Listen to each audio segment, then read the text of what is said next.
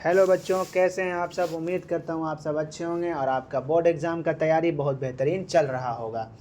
तो स्वागत है आपका अपना चैनल आरएफ शिक्षा पर, जहां आपको मिलता है daily most important objective question जो बोर्ड एग्ज़ाम में बहुत ज़्यादा ज़रूरी होता है और बोर्ड एग्ज़ाम में सीधा सीधा आने का चांस होता है।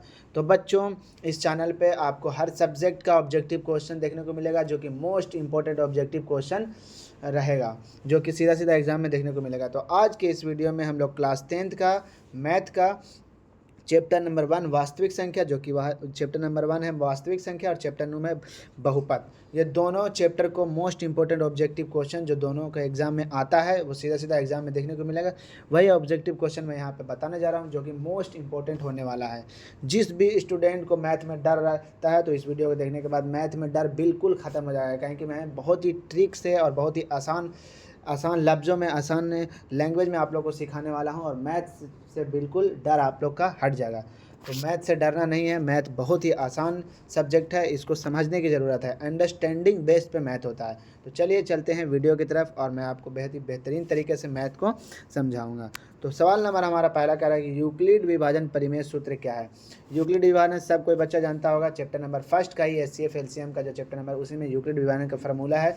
और यूक्लिड विभाजन का फार्मूला क्या है बच्चों, तो ए बराबर बी क्यू प्लस, और इसका इस्तेमाल करके हम लोग एचसीएफ निकालते हैं। तो ऑप्शन नंबर हमारा ए करेक्ट हो जाएगा। Very good. चलो चलते हैं नेक्स्ट सवाल की तरफ। नेक्स्ट सवाल हमारा कह रहा है कि दो सह अभाज्य संख्या, दो सह अभाज्य संख्या, भाज्य नहीं बच्चों, यहाँ पे अभाज्य टाइपिंग मिस्टेक है। दो सह अभाज्य संख्या का एचसीएफ पूछ रहा है।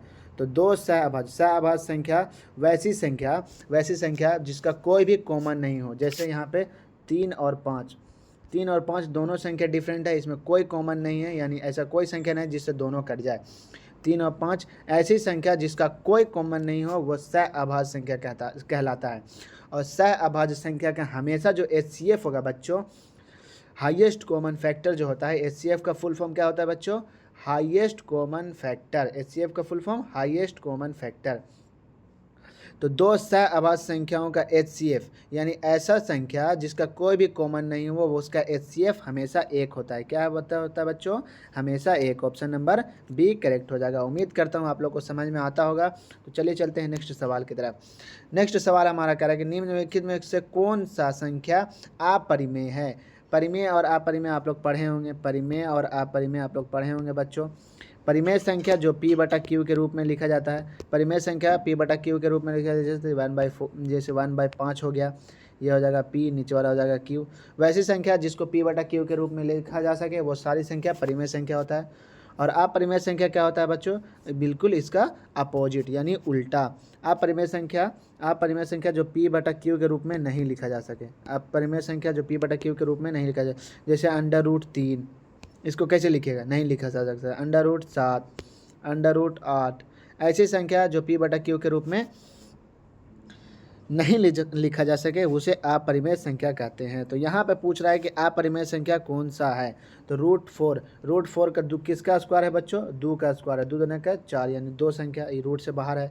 √9, रूट किसका स्क्वायर है, 3 का स्क्वायर है, 3 3 9। √2 किसका स्क्वायर है, √2 का स्क्वायर किसी का नहीं है। 0.5 बोला, 0.5 का मतलब होता है बच्चों 5/10। 0 के 1 है तो 1 0, 5/10। तो यानी इसका जो अपरिमेय संख्या हो जाएगा वो हो जाएगा हमारा ऑप्शन नंबर सी, जो रूट के अंदर है, option number C. Very good. चलिए चलते हैं नेक्स्ट सवाल की तरफ। नेक्स्ट सवाल हमारा कह रहा है कि 12 और 16 का हाईएस्ट कॉमन फैक्टर क्या होगा। मैं आपको बोल रहा हूँ हाईएस्ट कॉमन फैक्टर, हाई मतलब ज़्यादा, हाई मतलब क्या चीज़ बच्चों, ज़्यादा। देखो मैं ट्रिक से बताता हूँ, हाईएस्ट कॉमन फैक्टर निकालने का कोई ज़रूरत नहीं। ऐसी संख्या, वह सबसे बड़ी संख्या जो दोनों संख्या को काट दे। ये चारों ऑप्शनों में से सबसे बड़ी संख्या कौन है जो दोनों ऑप्शनों को काट दी है। 9 से दोनों कटेगा, नहीं कटेगा, बिल्कुल नहीं। तो ये ए रॉन्ग हो जाएगा। 6 से कटेगा, 6 से 6 तो 12 कट जाएगा, लेकिन 16 नहीं कटेगा, ये रॉन्ग हो जाएगा।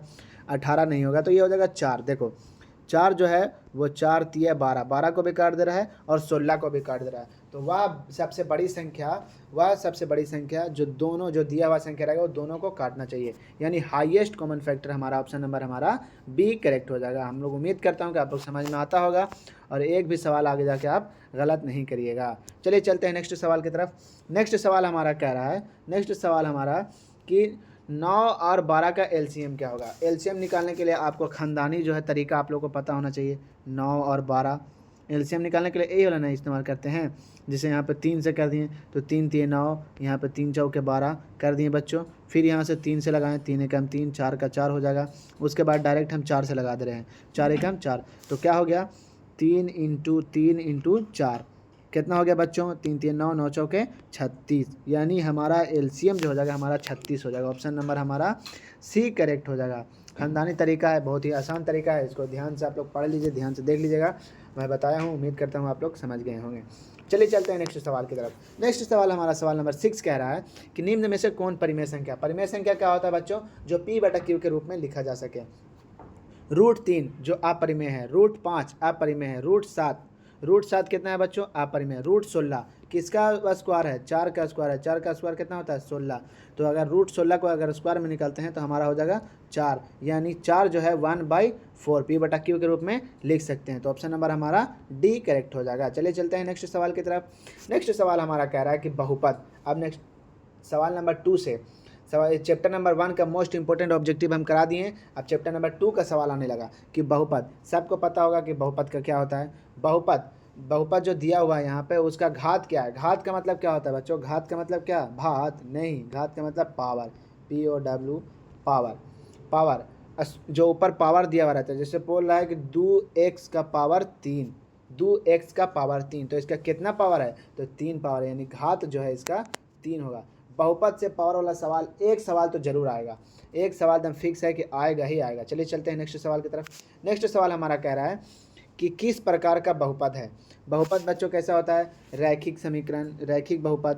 देखिए, रैखिक बहुपद होता है, द्विघात बहुपद होता है, त्रिघात बहुपद होता है। मैं बता दूं कि रैखिक बहुपद जिसका पावर 1 होगा, जिसका पावर यानी जिसका घात 1 होगा। द्विघात मतलब द्विव माने दू, तो दू घात जिसका रहेगा यानी पावर जिसका दू रहेगा वो द्विघात समीकरण होगा। और त्रिघात, त्रि माने 3, जिसका पावर 3 रहेगा वो त्रिघात बहुपद कहलाएगा। ठीक है बच्चों, इतना क्लियर है आप लोग को? तो यहाँ पे हमसे पूछ रहा है कि ये किस प्रकार का बहुपद है इसमें। अब देखिए, हमें थोड़ा सा नज़रिया यहाँ पे दौड़ाइए कि पहला वाला जो है उसमें पावर कितना है? पावर हमारा 2 है। तो मैंने अभी तुरंत बताया कि जिसका पावर 2 रहेगा वो क्या हो जाएगा? द्विघात समीकरण। क्या हो जाएगा बच्चों? द्विघात समीकरण। ऑप्शन नंबर हमारा बी करेक्ट हो जाएगा। Very good. चलिए चलते हैं नेक्स्ट सवाल की तरफ। नेक्स्ट सवाल हमारा कह रहे हैं कि बहुपद है, बहुपद x-5 का शून्यक होगा। x-5 का शून्यक बोला। शून्यक निकालने के लिए बच्चों जब x माइनस में रहता है कोई चीज़ तो हम उसको प्लस में कर देते हैं। तो x-5 है बराबर, यहाँ पर 0 हो जाएगा। x को इधर ले जाए, ये 5 को घसीट के उन्हें ले जाए बराबर के, तो ये हो जाएगा प्लस में। माइनस में रहा ही तो हो जाएगा प्लस में। तो ये x का शून्यक क्या हो जाएगा? माइनस में है, तो ये हो जाएगा ऑप्शन नंबर बी प्लस में। Very good. सवाल नंबर ये ऑप्शन नंबर बी हो जाएगा। Very good. चलिए चलते हैं नेक्स्ट सवाल की तरफ। मोस्ट इंपॉर्टेंट सवाल जो फार्मूला बेस्ड है, कुछ नहीं करना है, इसको याद कर लेना है, सीधा सीधा आपको एग्जाम में देखने को मिलेगा। बोल रहा है कि अल्फा प्लस बीटा, जैसे यहाँ पे समीकरण हुआ है 2x² प्लस 3y प्लस 1 बराबर 0, ये है हमारा समीकरण दिया हुआ है। ठीक है, इसमें ई है ए, ई है बी, ई है सी। क्या है बच्चों? ई है ए, पहला वाला ए, दूसरा का वाला बी, तीसरा का वाला सी। तो बोल रहा है कि अल्फा कोमा बीमा शून्यकों का संख्या शून्य हो तो अल्फा प्लस बीटा बराबर होता है -b/a।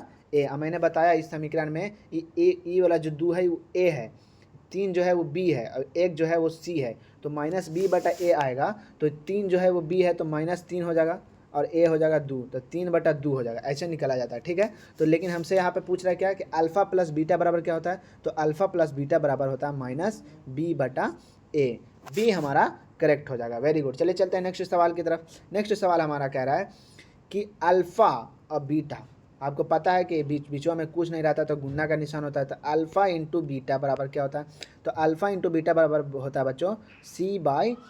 Very good. चलिए चलते हैं नेक्स्ट सवाल की तरफ। नेक्स्ट सवाल हमारा कह रहा है कि द्विघात बहुपद में अधिकतम शून्यक होते हैं, यानी द्विघात बहुपद में पूछ रहा है कि घात के गो है।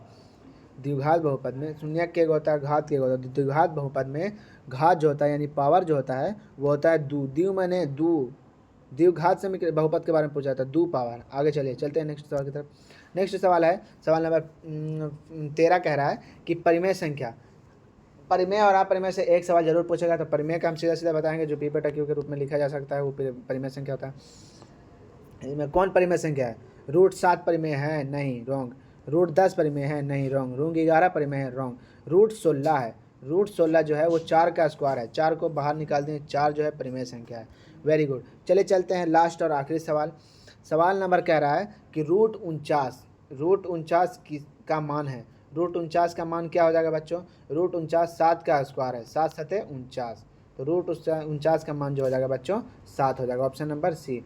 तो उम्मीद करता हूँ आप लोग का इस सेशन क्लास अच्छा लगा होगा, और ये इसी सवाल से जो है आपको सीधा सीधा एग्जामिनेशन में देखने को मिलेगा। तो बच्चों अपना स्कोर कमेंट में ज़रूर कर दीजिएगा, और कोई भी सवाल अगर समझ में नहीं आया होगा तो इस कमेंट में कमेंट कर दीजिएगा। और नेक्स्ट वीडियो जल्दी आएगा, और चैनल को लाइक सब्सक्राइब जरूर करिएगा और शेयर जरूर करिएगा। चलिए मिलते हैं नेक्स्ट वीडियो में, धन्यवाद।